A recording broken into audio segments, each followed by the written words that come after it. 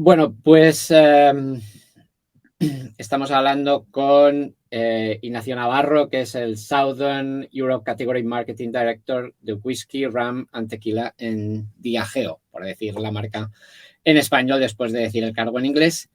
Y estamos haciéndolo en una semana en la que justamente la compañía ha mandado aquí en España la información de que se ha iniciado la segunda edición de Orgullo de Pueblo, la famosa campaña que ya se puso en marcha por primera vez el año pasado. Parece lógico pensar que si se pone en marcha una nueva edición es porque la primera fue un éxito, porque se cumplieron los objetivos que la marca se había propuesto.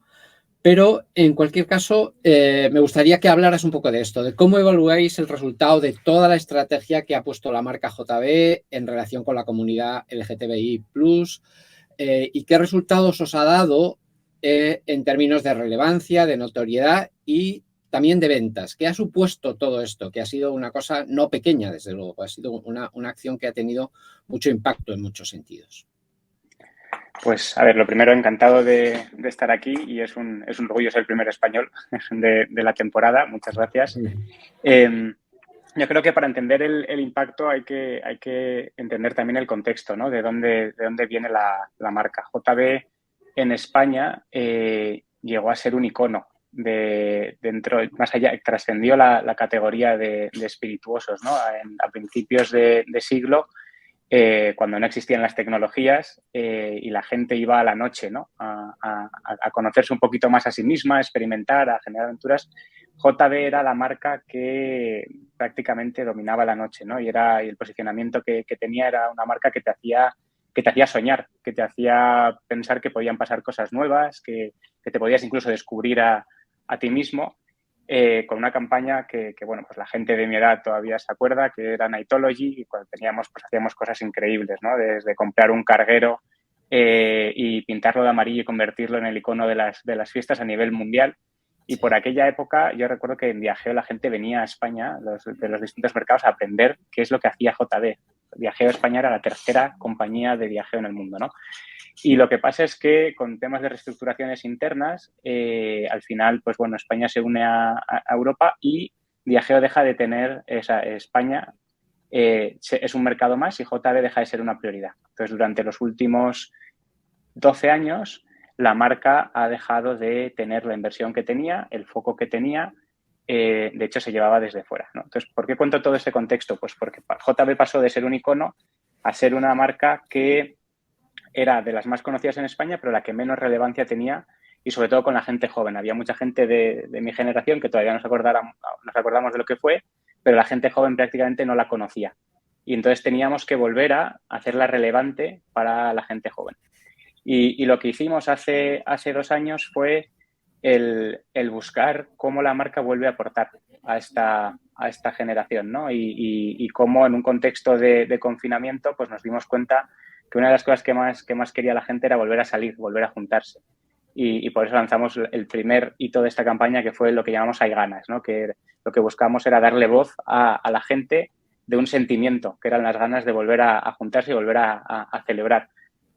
Cuando ya salimos del confinamiento y vimos que eso no era suficiente, que cuando llegaba la hora de juntarse y de celebrarse había gente que se quedaba fuera. Y vimos una oportunidad para que la marca volviera a aportar, ¿no? Y ahí es de ahí donde sale Orgullo de Pueblo, para dar voz a una comunidad que en el 87% de los casos, toda la gente que es de pueblo ha tenido que dejar sus pueblos e irse a las ciudades, ¿no? Entonces decidimos pues el hacerles volver en una carroza con orgullo para que podían celebrar. Y luego pasa lo de sí, que te puedo dar más contexto luego.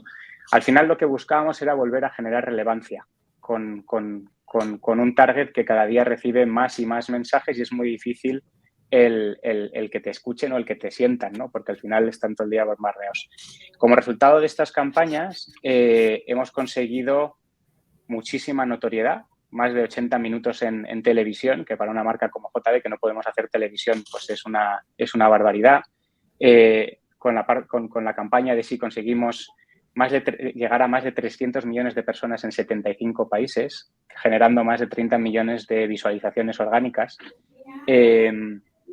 Y a nivel de ventas, lo que estamos viendo, y si es verdad que cuando tú llevas 12 años sin tocar la salud de marca tarda tiempo en volver a reaccionar. Pero lo que sí estamos viendo es que en un mercado muy competitivo como es el de whisky en España, hemos crecido un 6% en ventas versus antes de la pandemia. O sea, en el momento en que volvemos a sacar esta campaña y volvemos a invertir, no solo estamos ya empezando a ver cómo se mueven indicios de notoriedad, de relevancia, porque siempre hacemos también estudios después de estas campañas para ver en el target joven que ha visto esta campaña si se mueven atributos de marca, ¿no? Como afinidad, marca que recomendarías, y todos esos atributos se mueven y encima por encima de la media. Pero ya en ventas, que es muy difícil ver un impacto tan a corto plazo, con un presupuesto tan limitado, porque nuestra estrategia al final es hacer cosas que generen notoriedad y que al final el valor de medios sea más de lo que ponemos. Hemos generado 4 millones más de media. Ya estamos viendo que las ventas también se empiezan a notar versus antes de la pandemia. Ya. Muy bien. Es una campaña y una acción, digamos, muy especial por muchas razones, por lo que tiene de reivindicación de un colectivo, por lo que tiene de un evento muy enloquecido, en el mejor sentido de la palabra, ¿quieres? Que además luego tuvo un complemento muy fuerte y tú has hablado de él, y complemento es una palabra que no le hace justicia, con la película que hiciste para Navidad, She. En fin, todo muy singular, en el mejor sentido de la palabra. Para ti personalmente como profesional, ¿qué te ha enseñado, qué te ha aportado el hacer todo este trabajo?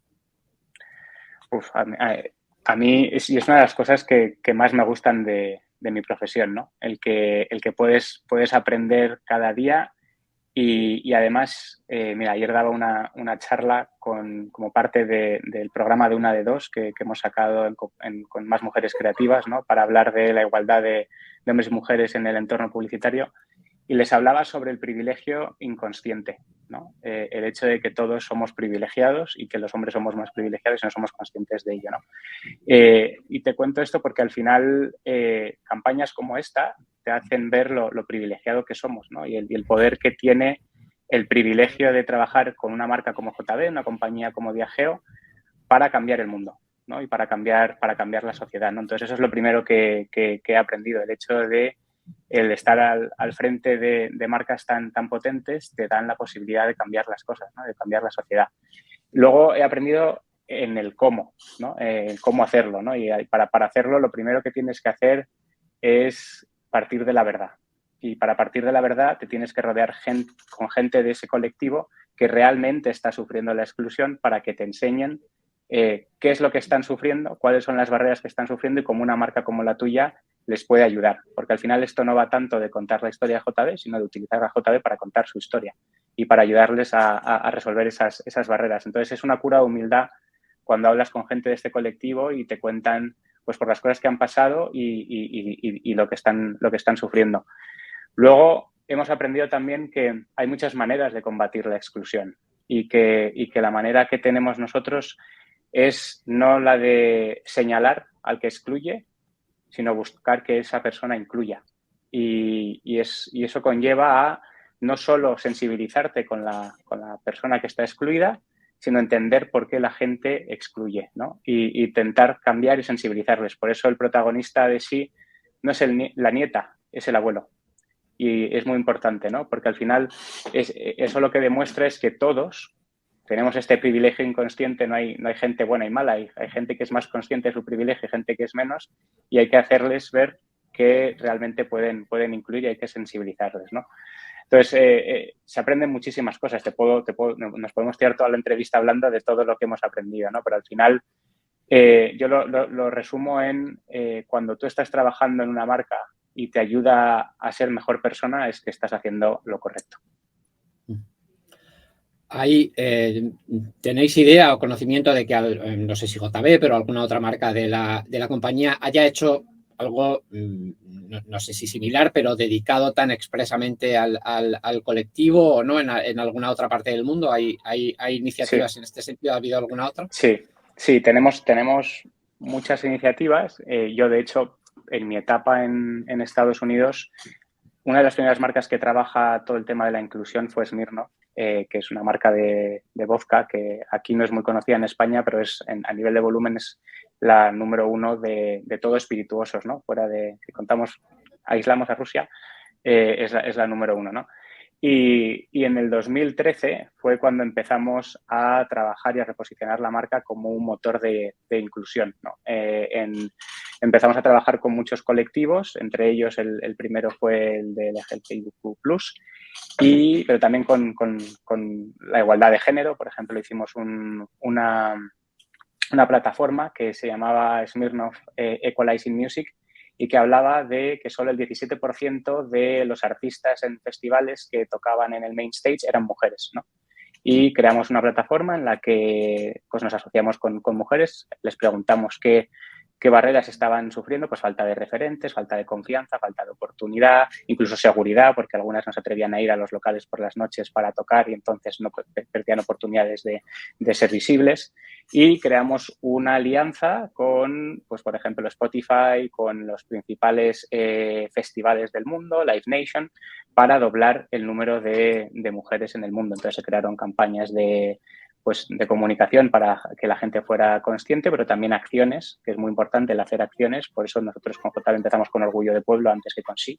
Es muy importante hacer acciones para tener esa legitimidad y realmente intentar cambiar las cosas. Nosotros siempre hablamos de cambiar actitudes, cambiar comportamientos y cambiar la sociedad. Y cada cosa tiene distintas herramientas. Entonces, Smirnoff es un ejemplo. Con Guinness hemos hecho cosas también en África sobre este tema. Y también en Irlanda, ¿no? Tuvimos al capitán de la selección de rugby, que era del colectivo también, y contamos su historia para inspirar, ¿no? En el deporte, que también es un poco un tema bastante tabú. Muy bien, has mencionado tu época americana, digamos, que sí, estuviste allí con Smirnoff. Háblanos un poco de ella, ya que la has mencionado, aprovechemos que lo has citado para que nos cuentes un poco qué personal y profesionalmente qué te aportó estar en aquel mercado. Bueno, para mí siempre fue un sueño, ¿no? El poder, trabajando en esta industria, el irte a Nueva York y trabajar en Nueva York era como algo que parecía imposible, ¿no? Y de hecho en Diageo era bastante difícil en aquella época. Ahora Diageo es una compañía súper contemporánea, ¿no? Y está... Bueno, ¿Qué años fue? ¿Qué años fue exactamente? En el 2010. Muy bien. Vale. Y ahora que Diageo está, pues bueno, reconocida como un motor de inclusión y demás, en aquella época fue una de las primeras veces que sufrí la exclusión, ¿no? Porque quería ir a Estados Unidos y me dijeron que en el mercado de Estados Unidos no contrataban a nadie que no fuera americano. Y ahí fue la primera vez que dije, bueno, es que no tiene nada que ver con lo que he hecho, sino con de dónde soy, que no se me abren las puertas, ¿no? Y fue, de hecho, la única mujer que teníamos en aquella época en el comité de dirección global, la que me abrió las puertas al equipo global. Yo fui al equipo global de Smirnoff. Y el equipo global sí tenía gente de fuera, ¿no? Pero éramos, pues, 5 personas de 600 que no éramos americanos. Entonces, ahí en la oficina, pues, sentías un poco la falta de diversidad, aunque luego ellos entre sí son muy diversos, pero te sentías como fuera. Más allá de eso, fue una experiencia maravillosa a nivel personal y profesional, ¿no? Nueva York es la ciudad en la que de verdad crees que los sueños se pueden hacer realidad, ¿no? Pues porque toda la gente que va allí va con la misma intención, ¿no? De realmente pensar en grande, soñar en grande, trabajar mucho por conseguir lo que quieres y la verdad que en ese aspecto fue brutal. Luego es verdad que también es una cultura muy dura porque la gente va muy orientada a conseguir su objetivo y si tienes cuidado puedes perder un poquito de humanidad, ¿no? Yo siempre digo que esa humanidad que tenemos los españoles de abrazarnos, de tocarnos, de sentirnos muy cerca, en Estados Unidos son mucho más fríos y mucho más distantes, ¿no? Yo iba en el ascensor todos los días y decía buenos días y no me contestaba nadie, ¿no? Y mi mujer y yo nos mirábamos y decidimos decirlos todos los días, aunque no nos contestaran, porque no queríamos perder nuestra identidad. Pero luego a nivel profesional, pues los recursos que tienen allí, por lo menos comparando con Diageo, pues los presupuestos que tienen, el acceso a talento. Pues yo trabajé con Madonna, por ejemplo, algo que aquí pues parece como imposible, ¿no? Pues trabajé con celebrities y hice cosas que pues aquí no hubiera podido soñar. Pero luego es verdad que también cuando venía decía, aquí no somos mucho más tontos que los que son allí, ¿sabes? Aunque realmente la gente aspire a ir allí, el talento que hay en España en nuestra industria es puntero también y hacemos cosas que nos tenemos que sentir muy, muy, muy orgullosos. Así que nada, mucho orgullo, aprendí mucho, te abre mucho la mente a nivel también de pues compartir con gente muy diversa, de mente, de cultura, etcétera, que luego es muy bueno cuando vuelves y lo traes, ¿no? Claro. Muy bien, pues volvamos por un momento al orgullo del que hablábamos antes, al orgullo del pueblo, porque, te lo digo en el sentido de que es la típica campaña que cuando la ven terceras personas, lo vemos los demás, lo ves muy claro, qué bonito, qué bien hecho, qué buena idea, qué lógica tiene todo, qué coherente, pero seguro que todas esas personas o tus colegas de muchísimas compañías en los departamentos de marketing serían incapaces de aprobarla, porque esto es con este tipo de campañas es donde hay que ponerse, es en el momento en que alguien dice, ¿y por qué no hacemos esto? No cuando ya está hecha, que todo parece relativamente fácil, ¿no? Sino en el momento en que no hay nada hecho y alguien... ¿Cómo pasó esto? ¿Cómo se aprueba una campaña de estas? ¿Qué tiene que suceder y qué mecanismos tiene que funcionar bien para que algo así llegue a pasar? Una buena idea no solo se ponga en marcha, sino se ponga en marcha bien y se produzca bien, que parece que esto es una cosa que a veces en España no se cuida tanto, ¿no? Cuéntanos un poco de cómo fue todo esto. Yo creo que tiene muchos ángulos, ¿no? Al final, hombre, lo primero es que te tienen que traer la idea, ¿no? Y para ello tienes que haber encontrado un territorio en el que tú realmente quieras aportar, ¿no? Y es como lo que nos pasó cuando vimos que queríamos ser esa marca que abanderase el que nadie se quedara fuera de la celebración, ¿no? Entonces, llegar primero a encontrar ese espacio es fundamental. Luego tienes que tener un partner como el ruso de Rocky que tenga el talento de traerte esta idea sobre la mesa, ¿no? Y presentártela con la sensibilidad y la brillantez que ellos lo hicieron, ¿no? Si tú me preguntas cuáles son los puntos álgidos de tu carrera, siempre son presentaciones de agencia en el que te remueven y te hacen soñar y te hacen sentir incómodo y sales de ahí y no puedes dejar de pensar en lo que acaba de pasar en esa reunión, ¿no? Entonces, ese es el primer paso, pero ahí esto es como las revoluciones, ya tienes la idea y el equipo core que lo va a llevar a cabo. Luego tienes que, en un entorno como una multinacional, tienes que traer a más gente, ¿no? A más stakeholders. Siempre hay que entender muy bien en el contexto en el que te mueves y al final a nosotros nos pagan por vender botellas, ¿no? Y entonces tenemos que asegurar que esto que vamos a hacer tiene un porqué, no solo a nivel de marca y a nivel de contribuir a la sociedad, sino también a nivel de negocio, ¿no? Entonces, tienes que identificar muy bien esos stakeholders que van a ser parte de la aprobación de este proyecto, involucrarles desde el principio y tocarles tanto la mente como el corazón. En la mente les tienes que hacer ver que esto es una forma de llegar a la gente joven porque la inclusión es uno de los valores más importantes para esta nueva generación, es algo que no es ya algo diferencial, sino que es algo que van a exigir, pero es una forma de contribuirles y hacerles relevante, que es lo que necesita la marca para volver a vender. Esa es la parte comercial. La parte de corazón es involucrarles emocionalmente desde el principio, ¿no? Que si tenemos conversaciones con gente del colectivo, vienen gente que jamás habría ido a una reunión así. ¿Pero por qué? Porque al final todos tenemos cerca un caso similar. Y si llegamos a su corazón viendo esos relatos, esas experiencias, y les hacemos ver que pueden ser partícipes de generar el cambio, pasamos de cómo nos tienen que aprobar algo a cómo nos van a ayudar a impulsar algo, ¿no? Y eso es muy importante. Y eso lo cambia todo, porque al final va a haber momentos en los que vamos a tener que aprobar cosas que nos van a hacerse sentir incómodos. Nosotros tenemos un código interno que pone unas barreras muy claras de qué puede entrar y qué no puede entrar, pero siempre, como todos los códigos, hay elementos que están sometidos a la subjetividad. Y todos esos momentos es cuando tú tienes que tener a esa gente con la sensibilidad de lo que queremos hacer, ¿no? Y eso ha sido importante.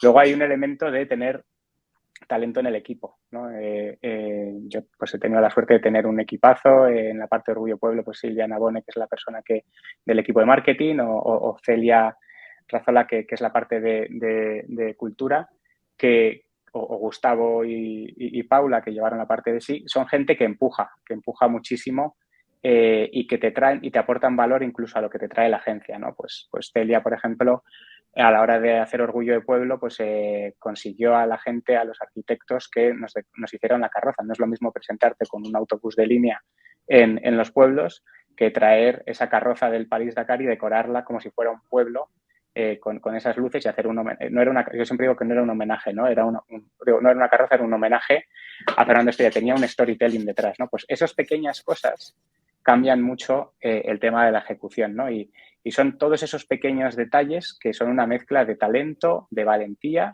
de sensibilidad y también de rodearte de gente de ese colectivo, porque al final tiene que ser una plataforma que nace en el colectivo para el colectivo, pero que luego es capaz también de sensibilizar a la gente que está alrededor, ¿no? Y luego tienes que tener, bueno, pues yo tengo una jefa, Úrsula, que ha creído en esto y lo ha interiorizado desde el principio, ¿no? Y al final nuestro rol, el suyo y el mío, es el de apartar barreras para que la gente del equipo con talento pueda avanzar y no se preocupe de todas las barreras internas que puedan ir saliendo, ¿no? Entonces, sin su ayuda tampoco habría pasado esto. Muy bien. Bueno, háblanos un poco, antes hemos mencionado tu cargo, es director de marketing para el sur de Europa en Diageo de tres segmentos de bebida, whisky, rum y tequila. Cuéntanos cuál es tu ámbito de responsabilidad, qué mercados dependen de ti y qué tienes que hacer y cómo te organizas. ¿Cómo es, vale. qué es todo eso? ¿Qué hay debajo de ese cargo un poco largo que tienes? Sí, muy largo, la verdad. Pues mira, yo soy responsable de todo lo que es la estrategia, los planes y la ejecución de marketing de todas las marcas de whisky, de ron y de las marcas del portfolio de lujo, ¿no? Para Grecia, Italia, Portugal y España, ¿vale? Porque Francia entra dentro de Southern Europe, pero tenemos un acuerdo aparte, ¿no? Y yo lo que tengo luego es pues la suerte de haberme rodeado de un equipo con un talento excepcional que lidera las distintas marcas o en el caso de lujo la categoría entera, ¿no? Entonces mi rol es liderar la estrategia de cómo vamos a hacer crecer esas marcas en los distintos países, pues priorizar en qué países vamos a activar qué marcas en función de las oportunidades que haya en el mercado, crear la estrategia, distribuir los recursos, trabajar también con los otros departamentos para cerrar todo lo que sería el plan anual. O sea, empezamos por una visión a 5 años estratégica de cómo vamos a crecer todas esas marcas en el contexto de todo el sur de Europa y luego establecemos planes anuales que, bueno, pues llevan a cabo el primer paso para esa trayectoria, ¿no? Y esos planes, pues, no solo tocan marketing, sino que también tocan otros departamentos, finanzas, customer marketing, supply y demás.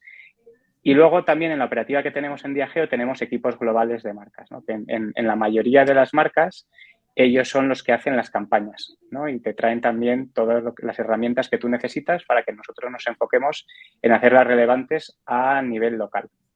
Si bien es cierto que en algunas marcas, como por ejemplo puede ser el caso de JB, al ser una marca donde España es el país principal, la labor que haría un equipo global la hacemos nosotros a nivel local, ¿no? En otras marcas, ese orgullo de pueblo, ese sí te lo hace el equipo global. Nosotros lo hacemos aquí directamente, ¿no? Entonces, en el día a día, mi rol es asegurar que la gente tan brillante que tengo en mi equipo tenga las condiciones para poder brillar, ¿no? Ese es el resumen, ¿no? Al final yo lo que hago es intentar, pues, alinearles a las personas, darles claridad estratégica y darles apoyo en según qué momentos cuando lo necesiten para que ellos puedan seguir avanzando. Pero mi forma de trabajar es el de la confianza y el delegar, ¿no? En que ellos sean los que se sientan realmente owners del futuro de sus marcas, ¿no? Y de los planes que tienen que desarrollar. Y yo soy un apoyo para que eso pase, ¿no? Es así un poco como lo veo. Muy bien. ¿Os veis muy regularmente o cómo hacéis? Sí, nos vemos O sea, mi equipo está basado todo en Madrid y luego yo trabajo, los directores comerciales están los de España en España y el resto están en otros lados. Entonces nos toca viajar bastante, pero ya a mi equipo les veo todas las semanas, nos reunimos como equipo y luego tengo reuniones individuales con ellos para ver un poco pues qué temas hay que solucionar. Muy bien. Una cosa que a mí al menos me produce curiosidad, espero que a los lectores y espectadores también, pero como yo soy el que hago la entrevista, pues te lo pregunto. Y es que tú tienes a tu cargo 4 países para comercializar bebidas espirituosas, en concreto las categorías de que nos has hablado. Y pues son 4 países que están relativamente cerca unos de otros, entre los que habrá factores comunes, pero en los que estoy seguro que también hay muchas cosas muy distintas de cómo se consumen estas bebidas y qué estrategias de marketing hay que poner en marcha y qué insights tienes que calibrar para conseguir los objetivos. Entonces, me gustaría que hablaras de eso, de qué diferencias hay entre los mercados a la hora de consumir estos productos y cómo el consumidor ve estos productos y, en concreto, vuestras marcas. Yo creo que es un punto muy, muy importante, ¿no? Y para dar contexto, hace 3 años que existe este hub del sur de Europa. Antes éramos Europa, ¿no? Y una de las razones por las que se rompió Europa otra vez y que se creó estos hubs es porque nos dimos cuenta que el europeo es muy distinto entre sí. No tiene nada que ver un español que un francés, que un italiano, ¿no? Y el riesgo seguía estando ahí solamente por el hecho de ser el sur de Europa, que asumiéramos que todos los países son iguales, ¿no? Y no es así. Lo que sí es verdad que tienen en común es, nosotros hablamos que nuestro propósito es celebrar la vida todos los días, en todos los lugares del mundo, con todas las personas, ¿no? La forma de celebrar la vida que existe en Grecia, Italia, en España y en Portugal, esa voluntad y esa energía es muy común, ¿no? en todos. Es en el cómo lo hacen que sí es distinto, ¿no? También una cosa que es común es que son 4 países muy envejecidos, ¿no? Al final, 2/3 partes de los consumidores tienen más de 45 años, ¿no? Es otra cosa que tienen en común.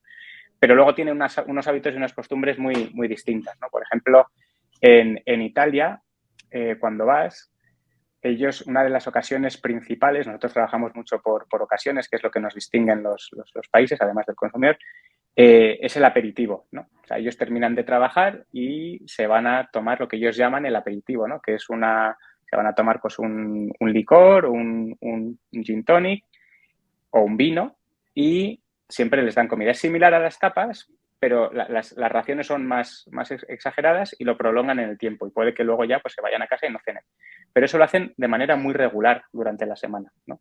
Y luego no salen tanto por la noche, ¿no? En España, por ejemplo, somos un país que normalmente salíamos mucho más por la noche, ahora eso ha cambiado, porque ya lo de las noches de 12 a 7 de la mañana, pues eso ya no es tan común, pero no tenemos esa costumbre como ellos tienen del aperitivo. En Italia, por ejemplo, da mucha más importancia a la calidad, ¿no? Y se consumen muchas más marcas de lujo, ¿no? Y lo que llamamos marcas premium versus las marcas estándar. En España es al revés. En España se consume muchas más whisky estándar que whisky premium, ¿no? O ginebra o ron. Hay más fluidez en España. Tú te puedes ir a un bar, empezar por una cerveza y acabar pagando pues 14 euros por una copa. Ellos son más rígidos, por ejemplo, y tienden a ir a un sitio y ese sitio es premium. Entonces tú, esa experiencia desde el principio no empiezas con una cerveza, empiezas con algo más premium. En España es más fluido. En Grecia, por ejemplo, existe una costumbre que son los busukias, que son locales de noche en los que tienes música en directo, que además tú compras flores y tocan ahí pues gente muy conocida. La gente más conocida de Grecia a nivel musical, los artistas más importantes, para ellos lo más importante es tocar en los busukias. Y tú los tienes ahí enfrente y la forma de consumir ahí es a través de una botella en la mesa por la que tú pagas y tienes derecho a una mesa y a una bandeja de flores. Y cuando termina de cantar, le tiran rosas a los artistas, ¿no? Entonces, en esos aspectos, en las ocasiones de consumo y en lo que consumen, sí es verdad que hay muchas diferencias. Luego, otra cosa que tienen en común es el amor y el respeto por las culturas locales y por todo lo local, ¿no? Eso es común a todos ellos, ¿no? Pero luego sí es verdad que a la hora de consumir y de salir, varía mucho si estás en Italia, en Grecia o en España. Y de hecho, en Italia varía mucho si estás en el norte o si estás en el sur. Muy bien.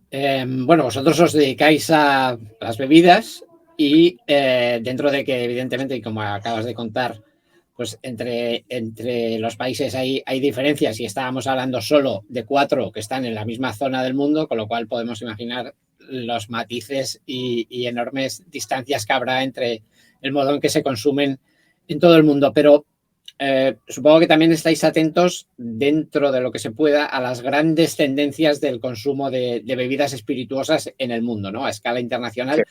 ¿Hacia dónde se mueve esto?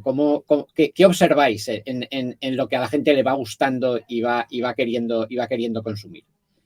Bueno, pues nosotros, o sea, siempre nos vas a escuchar que tequila es el futuro, ¿no? O sea, eso es lo que estamos viendo, ¿no? O sea, que de hecho, Esto es un titular, ¿eh? El tequila es sí, el futuro. el tequila es el futuro. Es verdad que nuestro CEO a nivel mundial, que se retira ahora en este mes, lo dijo, nosotros vamos a ser en el futuro una compañía de whisky y de tequila. Y eso son grandes palabras, somos el principal productor y comercializador de whisky en el mundo, ¿no? Pero es verdad que si tú observas lo que está pasando en Estados Unidos, que es un termómetro de tendencias al final, el tequila es lo que más ha crecido, ¿no? Y lo que hace que crezca el tequila son muchas cosas, desde la parte más operativa es mucho más fácil producir un tequila, mucho más, porque al final un whisky tiene que estar, un whisky bueno de escocés tiene que estar 12 años en una barrica, ¿no? El tequila no, tequila con 3 años ya tienes un muy buen tequila, ¿no? Requiere muchísimos menos costes a la hora por ejemplo, de consumo de agua, ¿no? Es mucho más sostenible porque no necesita regarse. El whisky sí necesita mucho más de estas cosas. Desde el punto de vista de consumidor, lo que hemos visto en Estados Unidos es que el tequila ha conseguido entrar en prácticamente todas las ocasiones de consumo, ¿no? Tiene una versatilidad, tiene lo que llamamos la versatilidad de la ginebra, por ejemplo, o de los licores blancos, y a través de la coctelería, a través de los servs, se ha conseguido meter en todas las ocasiones, ¿no? Luego hay una parte cultural muy grande, que al final, pues bueno, tú también cuando observas que yo creo que ya debe haber pocas estrellas de Hollywood que no se hayan comprado una marca de tequila, ¿no? Y eso al final, pues Sí. lo que hace es que también lo pone muy, muy de moda de manera Claro. continua. No solo el titular de fulanito ha comprado un tequila, sino que lo estás viendo constantemente, ¿no? Tú ves los Oscar y la fiesta después de los Oscar, pues es Don Julio 1942, ¿no? Entonces, en todo eso lo que se está observando es que va a ser lo siguiente. Es verdad que en países del sur de Europa el consumo de tequila todavía está asociado a los chupitos, ¿no? Pero es una labor que tenemos que hacer nosotros de educar, ¿no? De toda la riqueza que trae esta categoría y todas las oportunidades que existen, ¿no? Y nosotros tenemos la suerte de contar con un portfolio bastante fuerte, ¿no? Empezando por Don Julio y luego Casamigos, ¿no? La marca que le hemos comprado a George Clooney y a Randy Gerber. Y que nos permite pues jugar y ser líderes también en esta categoría y estar preparados para liderar este cambio y esta evolución. Muy bien. Bueno, quizá tendrás que ser diplomático en esta respuesta o no, pero ¿cómo se siente un profesional de marketing en Diageo? ¿Siente que es una compañía que da oportunidades, que le da importancia al marketing, que es un área a la que se le concede el peso estratégico y de recursos que merece? ¿Sientes que puedes desarrollar tu trabajo de la mejor manera en Diageo? Sí, a ver, la gente que me conoce sabe que yo soy muy transparente, ¿eh? Que yo no digo las cosas como son, con cuidado, pero como son. Mira, yo conocí a Diageo, cuando entré en Diageo tenía 9 añitos, Diageo, ¿no? Tiene ahora 25, bueno, pues entré hace 16 y yo he visto cómo ha evolucionado Diageo, ¿no? Y digamos que ha madurado y ha crecido y se ha convertido en una compañía en la que atrae talento por la cultura, primero. O sea, la gente viene a Diageo por lo que ha escuchado de la cultura que tenemos, ¿no? Una cultura muy enfocada en poner a las personas primero, en creer en su talento, en potenciarlo y en construir las condiciones para que la gente crezca. Siempre decimos que el principal activo que tenemos es la gente y el segundo activo son las marcas, ¿no? Nosotros lo que nos hace diferente también es el hecho de que tenemos marcas de más de 300 años de historia, ¿no? Nosotros tenemos un sitio que se llama el Archive en Escocia, donde tenemos guardados todas las botellas de todas las marcas que tenemos en propiedad que han existido. Entonces tú entras en una sala y es un museo, ¿no? Y ves botellas de JB del siglo XVIII, ¿no? y es una maravilla. Pero también tenemos todas las campañas que se han creado, ¿no? Entonces, para mí, para alguien de marketing es como ir a Disney World, ¿no? Claro. Prácticamente, ¿no? Y entonces eso lo que hace, tú cuando entras en Diageo te dicen que nosotros caminamos sobre los hombros de gigantes, ¿no? Eso es lo primero que decimos a la gente que trabaja en marcas, ¿no? Y es para que entiendan que tienen el privilegio de trabajar en marcas de más de 300 años y la responsabilidad de que cuando dejen la marca tienen que entregar el testigo dejándola mejor que como se la habían encontrado, ¿no? Entonces, realmente la cultura de Diageo gira en torno a eso, ¿no? En torno a construir las marcas y la evolución que ha tenido, porque eso me lo encontré ya cuando Diageo tenía 9 años, cuando entré. La evolución que ha tenido es el ser consciente del impacto que puede tener Diageo en la sociedad, ¿no? Y eso es la otra parte de la cultura que yo creo que distingue a Diageo, ¿no? Todas las políticas, todas las acciones, todas las cosas que ponemos en marcha para ayudar a contribuir a la sociedad, ¿no? Tenemos un programa que se llama Spirit of Progress de 2030, que está asociado a los objetivos de la ONU y que invertimos muchísimo dinero en formar a la gente. Yo ahora mismo, pues mira, estoy dando un curso en Oxford sobre sostenibilidad, ¿no? Que nos han pagado a una serie de gente. Es una maravilla. Yo no me hubiera podido ir a Oxford si no había claro. No me lo facilita. Pero se toma tan en serio el que podamos generar ese impacto que lo primero que hacen es formar a la gente para que entendamos y apreciemos la importancia de generar ese impacto y cómo lo tenemos que hacer, ¿no? Y eso la gente lo valora mucho, ¿no? Al final, uno de los mayores premios que nos estamos llevando es que cuando contamos historias como la de Orgullo del Pueblo de Sí, nos viene gente a decir quiero trabajar en Diageo, ¿no? Desde Mónica Naranjo hasta estudiantes de marketing, ¿no? Y al final eso es por lo que tú quieres que alguien venga a Diageo, ¿no? El que quieran ser parte y contribuir a una cultura. Muy bien. Hablabas de estudiantes ahora mismo y te quería preguntar un poco por eso. ¿Qué pasaba cuando tú eras estudiante? ¿Querías ya trabajar en marketing o las cosas han ido de una manera que terminaste ahí? Bueno, a ver, yo cuando fui estudiante sí tenía claro que quería trabajar en marketing. Yo vengo de 3 generaciones de publicitarios. Mi abuelo era publicitario, mi madre, mi padre, mis tíos trabajaron en publicidad. Tengo 2 hermanos que han trabajado en publicidad. Yo empecé a trabajar en publicidad y siempre he dicho que los anuncios me han pagado los estudios, la comida, he sabido, o sea, he experimentado lo que es ganar un cliente, perder un cliente, porque lo veía en casa, ¿no? Y hasta el punto que en mi casa no se podía hacer zapping cuando éramos pequeños. Pues había que ver los anuncios porque eso era lo importante y, Claro. de hecho éramos tan frikis que quitábamos el sonido y jugábamos a adivinar los anuncios, ¿no? Y ahí, bueno, pues es cuando empiezas a apreciar pues cosas como los anuncios de Coca-Cola, de Nike y dices, joder, yo en el futuro, viendo que no voy a poder ser futbolista, que siempre ha sido mi sueño y he sido más soñador que realista porque nunca he tenido el talento, pues trabajar en marketing y dirigir marcas como en su día veía Coca-Cola o Nike, ahora pues con Diageo, siempre fue un sueño, ¿no? Entonces yo cuando entré en la universidad ya tenía muy claro que quería trabajar en marketing y que esto era a lo que me quería dedicar. Muy bien. Bueno, supongo que por designio, por coincidencia, no habrá sido por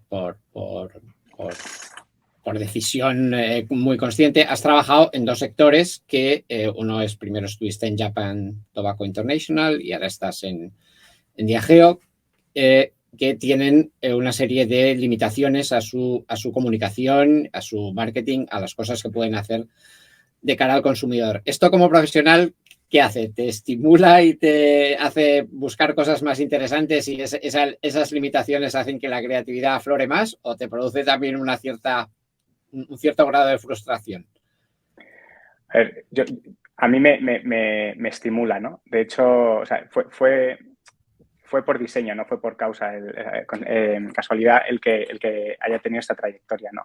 Yo cuando termino la carrera estaba en varios procesos, algunos de compañías maravillosas, pero que eran más sota, caballo y rey en cuanto a los procesos que hay que hacer en marketing, aunque son escuelas maravillosas.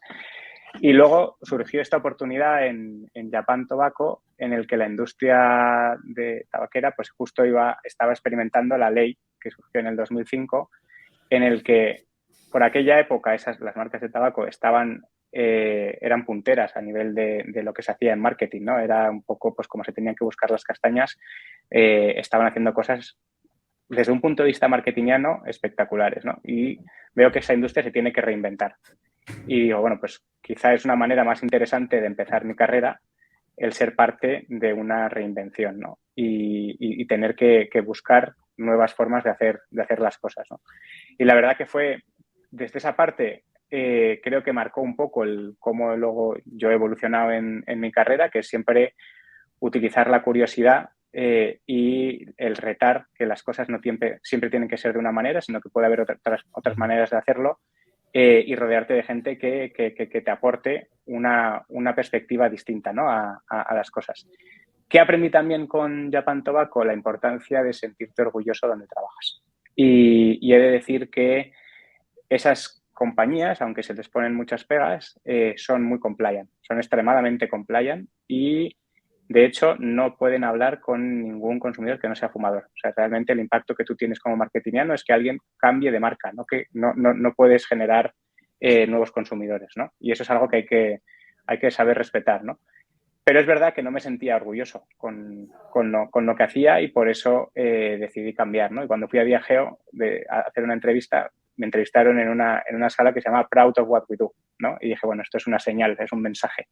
Y la verdad que aquí es verdad que he experimentado retos porque la industria de alcohol, si la comparas con la del tabaco, tiene muchas menos limitaciones, pero las tiene si las comparas con otras industrias muy similares como la cerveza o el vino, que deberían de tener las mismas, o otras industrias en general, ¿no?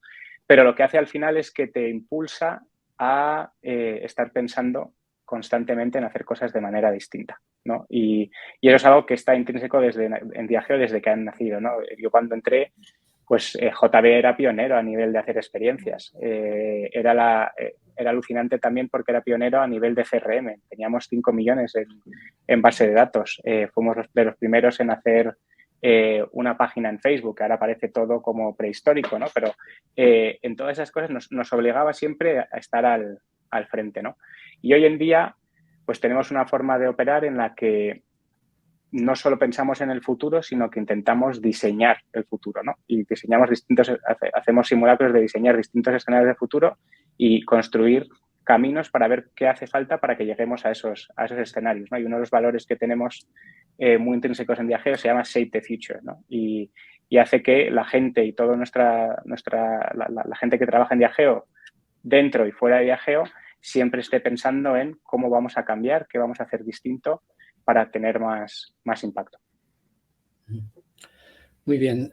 Has dejado entrever algunas cosas en esta respuesta, pero quiero que las elabores un poco más, si acaso, al contestar a esto, y es, ¿qué es lo que te gusta del marketing? Al final, ¿qué es lo que te atrae, te hace disfrutar de trabajar en esta actividad? Lo que te hace pasártelo bien. Yo creo que, a ver, una de las cosas es que no es una profesión estática, ¿no? Es una profesión que siempre va evolucionando porque al final el marketing va de poder generar un impacto en la gente, ¿no? Y la gente al final es parte de una cultura y la cultura va evolucionando, ¿no? Y si tú piensas en cómo podemos llegar a un consumidor hoy, a cómo se podía llegar a un consumidor hace 20 años, no tiene nada que ver, ¿no? Entonces siempre tienes que te fuerza siempre estar aprendiendo cosas nuevas y fórmulas nuevas de generar ese impacto, ¿no? Con lo cual siempre te tiene en vilo, siempre tienes que estar pensando y replanteándote cosas, ¿no? El hacer lo mismo que venías haciendo antes te va a llevar a peores resultados, con lo cual esa inquietud siempre yo creo que es algo que me ha gustado.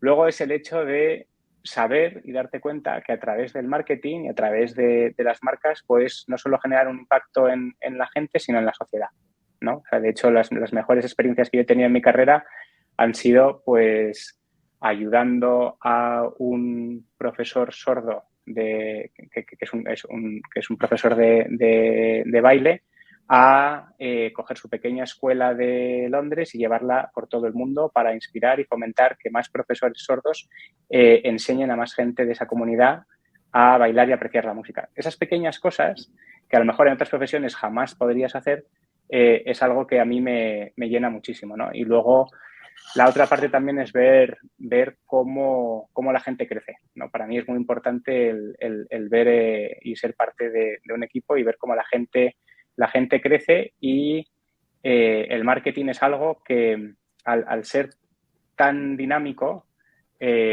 permite que la gente aprenda cosas nuevas, que haga cosas nuevas, pero también permite que sueñes, ¿no? Y a mí una de las cosas más bonitas que me ha dicho alguien de mi equipo es he aprendido a soñar, ¿no? Y a través de esta marca, de Johnny Walker, he aprendido a soñar, ¿no? Entonces, esa es una de las cosas que más me gustan de esta profesión que quizá en otras pues no se podrían dar. Muy bien. Bueno, miremos un poco la otra cara de la moneda y me gustaría que me hablaras de alguna cosa, si la hay, o algunas, que no te guste tanto, sobre todo tópicos, cosas que se repiten sobre marketing, sobre su práctica, mantras que te parezca que estén desfasados, cosas obsoletas que se sigan haciendo y que creas que no tienen sentido, cosas que no te agradan tanto, digamos. O, por lo menos oírlas, no ya hacerlas, Sí, que supongo que no las haces, sí, pero oírlas. sí. A ver, de los tópicos de fuera, por ejemplo, de gente que no conoce la profesión, es un poco el pinta y colorea, ¿no? Que se creen que estamos todo el día aquí pues haciendo cosas que no tienen importancia, ¿no? Y que muchas veces te asocian que el marketing es simplemente hacer anuncios, ¿no? Y va mucho más allá, ¿no? Y es una profesión que tiene muchas más aristas, que requiere aprender de muchas otras cosas y incluso asociarlas, ¿no? Y que tiene un impacto muy importante en el negocio, ¿no? No es simplemente el hacer cosas, anuncios y además verlo desde un punto de vista frívolo. Luego también hay conceptos que están anticuados, lo del ATL, el BTL, o sea, al final ahora, hoy en día, con todo lo que está conectado el consumidor, pues realmente esa distinción no tiene mucho sentido, ¿no? Dentro de la gente de la profesión, yo creo que también hay cierta, y esto es yo creo que ya fruto de que voy cumpliendo años y voy viendo distintas generaciones, cierta tendencia a idolatrar a la nueva generación, ¿no? Y a parecer que es la última Coca-Cola del desierto, ¿no? Y que no tiene nada que ver con generaciones pasadas, ¿no? Y ya cuando ya tienes unos años y has visto, pues has empezado a hablar de los millennials y luego ahora de esta generación y ves que se van repitiendo ciertos parámetros de idolatrar y luego que muchas cosas son comunes. Es cierto, y lo he dicho antes para no contradecirme, que la cultura y el mundo cambian, ¿no? Pero hay muchas cosas que siguen siendo constantes, ¿no? Y que muchas cosas que estamos asociando a que una generación es muy distinta de las anteriores es simplemente el hecho de que estás hablando a un consumidor de 18 años versus a un consumidor de 40, ¿no? O un consumidor de 35, que tiene que ver más con tu etapa de vida que con el hecho de que pertenezcas a una generación u otra, ¿no? Solo hay que escuchar pues, una cita de Sócrates sobre las generaciones jóvenes para decir que es algo que nos podrían poner en un PowerPoint muy bonito y decir que es de la generación Z, ¿no? Entonces, al final es un poco esa tendencia también a idolatrar a las distintas generaciones e incluso a enamorarse del último bling bling que salga de la tecnología, ¿no? Que creo que también es algo muy, muy común y que, bueno, pues a veces me pone un poco nervioso, ¿no? Que de repente pues ya todo es el metaverso. Pues no, habrá que ver cuál es la intención que queremos tener con lo que estamos haciendo y cómo el metaverso o otras tecnologías nos pueden ayudar, pero que no nos tenemos que ya simplemente enamorar de lo último que salga. Muy bien. ¿Qué te gusta de trabajar con las agencias? ¿Qué te divierte de eso? Pues, a ver, a mí, claro, viniendo de alguien que tiene a las agencias en las venas, para mí es la parte más divertida de mi profesión. Hay otras muchas que tengo que hacer de números, que hay que hacerlas y que son importantes, pero donde realmente me divierto es trabajando con las agencias, ¿no? Pues porque te traen esa frescura. Al final tú, cuando contratas una agencia, es para que te traiga una forma de pensar que es distinta a la que tienes dentro, si no, no la contratarías, ¿no? Y es en esa diversidad de pensamiento, en esos momentos en los que se comparten ideas, en ese momento en el que de repente te hacen una presentación que te llena, ¿no? Que te toca y que además tienes la empatía de saber que le han puesto mucha energía, mucho tiempo, mucho amor, porque al final no hay nada más generoso que compartir una idea, ¿no? Y muchas veces los clientes damos eso por hecho y somos muy respetuosos, ¿no? Cuando vienen y te presentan una idea, porque al final te están dando algo muy, muy personal, muy suyo, que han trabajado con mucho cariño con la mejor intención. Y la verdad, ese momento mágico en el que una idea se aprueba porque es realmente brillante, pues como nos pasó con Orgullo de Pueblo, o como pasó con Sí, o como muchas antes, es un momento maravilloso, ¿no? Porque al final, en ese momento que te la están presentando y de la forma que te la suelen presentar, es un poco como lo que he dicho a la persona de mi equipo, ¿no? Te invitan a soñar, ¿no? Te sacan de tu día a día profesional y te invitan a soñar que realmente con cosas como esas puedes cambiar la vida de las personas, ¿no? Y entonces te empieza a dar un poquito más de sentido a lo que haces en el día a día, ¿no? O sea, de repente todo el resto de cosas que haces tienen un sentido porque te van a ayudar a traer a la vida esa idea que te acaban de presentar. Muy bien. Otra cuestión de la industria son los premios, los festivales, en los que Sí. últimamente, por cierto, os ha ido realmente bien, aunque también es una marca, sobre todo pensemos en JB, pero en España, pero en fin, las marcas de Diageo en todo el mundo siempre pues destacan mucho, ¿no? En todo tipo de certámenes. Este año además ha sido jurado en El Sol. Desde el punto de vista de la marca y de profesional de marketing, ¿qué te parecen los festivales? ¿Qué te gusta o hay algo que no te parezca muy convincente? A ver, a mí lo que más me gusta es que, viniendo de una marca que fomenta la inclusión y que la gente se junte, lo que más me gusta es que nos ayude a que nos juntemos los anunciantes y las agencias y luego anunciantes que vienen de distintas categorías, ¿no? Porque al final si no existieran los festivales, creo que no tendríamos una herramienta tan accesible para ver lo que hacen otras compañías o otras marcas, ¿no? Y esto es algo que al final, cuando tú ves lo que están haciendo el resto, aprendes, ¿no? Y te inspira, ¿no? Entonces es una fuente de inspiración tremenda para la gente del sector, ¿no? Eso es lo que más me gusta, ¿no? de todo esto. Luego es verdad que hay una parte de ego, pero bueno, que si se maneja bien puede ser un ego sano del hecho de ganar premios, que es importante para cierta gente, sobre todo en el lado de las agencias, ¿no? Pues porque además luego pues es verdad que les ayuda a tener visibilidad y les ayuda a que luego generen negocio, ¿no? Y eso hay que respetarlo porque es una forma de cómo funciona la industria, es una forma de atraer clientes y que vean también el trabajo brillante que tienes y que has hecho y la gente tan talentosa que tienes, ¿no? Entonces yo creo que eso pues también hay que respetarlo. ¿Qué es lo que no me gusta? Lo que no me gusta es cuando el premio se convierte en el destino de lo que haces, ¿no? Para mí el premio tiene que ser la consecuencia de haber hecho el trabajo bien, no por lo que estás haciendo el trabajo, ¿no? Y entonces a mí muchas veces el que se convierta en el destino puede que hagas las cosas de una manera distinta, ¿no? Y yo creo que lo que nos ha funcionado muy bien en JB es que tú lo que ves, te puede gustar más o menos Orgullo de Pueblo o te puede gustar más o menos Sí, pero lo que no puedes retar es que es verdad. O sea, que lo que hay detrás es verdad, ¿no? Y yo creo que muchas veces si tú estás pensando más en el premio que en el impacto y cómo quieres ayudar a esos colectivos, ese ego tuyo y esa voluntad de hacer cosas de a lo mejor de una manera distinta se tapa un poco la verdad de lo que estás haciendo, ¿no? Entonces yo siempre hablo de que no podemos comprometer nunca la verdad.